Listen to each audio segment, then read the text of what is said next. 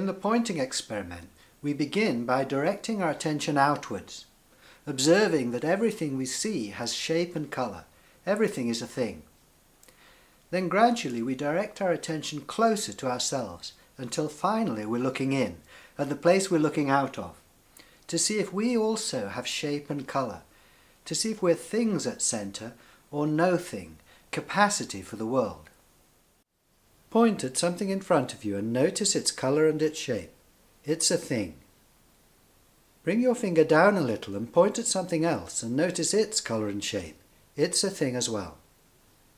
Now point down at the floor. I can see shades and patterns there in the carpet. Now point at your foot and notice its colour and shape. It's a thing as well. Bring your finger up your body and point at your knee. You can see the colour and shape of your knee, another thing. Bring your finger further up and point at your torso. Observe the colours and shapes there. It's a thing as well. Now bring your finger out in front of you and point back at the place where others see your face, the place you're looking out of. What do you see here? Do you see your face? Do you see your eyes, your cheeks, your mouth?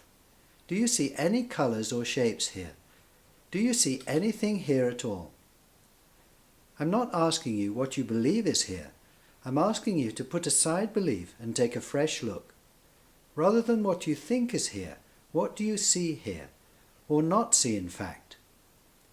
Here's my experience. Looking in, I don't see my face. I see no eyes here, no cheeks, no mouth, nothing at all. Or to put it another way, looking in, I see emptiness.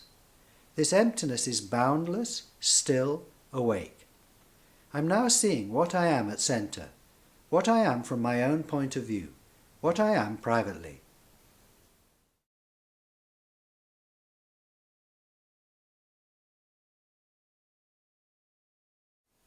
I'm now going to guide you through an extension of the pointing experiment. This involves pointing in and out at the same time, two-way pointing. This indicates that the space at centre isn't just empty, it's also full. Looking in, I see the emptiness here at my centre, but I cannot see this emptiness without at the same time seeing what's filling it, my view out. This emptiness is now filled with my hands, the room beyond, and with various sensations, sounds, thoughts and so on. I find no boundary between the space here and the world there. My faceless consciousness merges with and becomes the world. Privately, I am the world.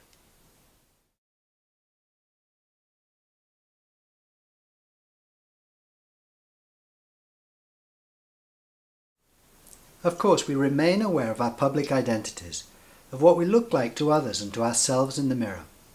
I'm aware that for you I'm Richard, and I identify with Richard. I identify with my face, my body, my name, my age, my thoughts and feelings, and so on. In other words, I'm aware of living a two-sided life.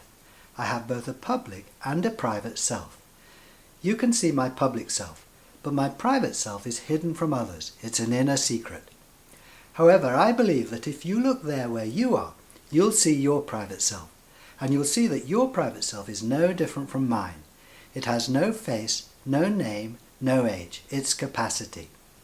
If you're now seeing this faceless capacity where you are, then we're now sharing a wonderful secret, the secret of who we all really are. Of course, your view out from this capacity is different from mine, but the capacity itself, this boundless consciousness, is the same.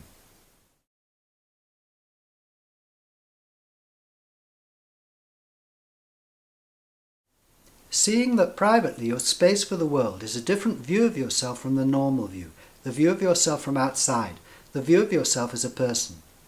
Because not many people are yet aware of their private identity, then in a sense it's a new thing.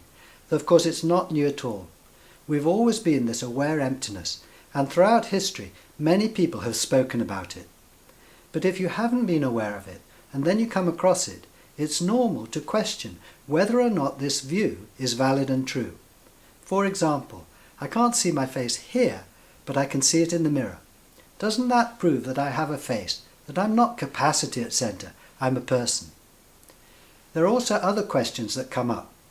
Alongside questions about whether or not this view is valid and true are questions about its usefulness. If I remain aware of my private identity, what difference will it make in my life and in society? We'll begin looking into these questions in part 2.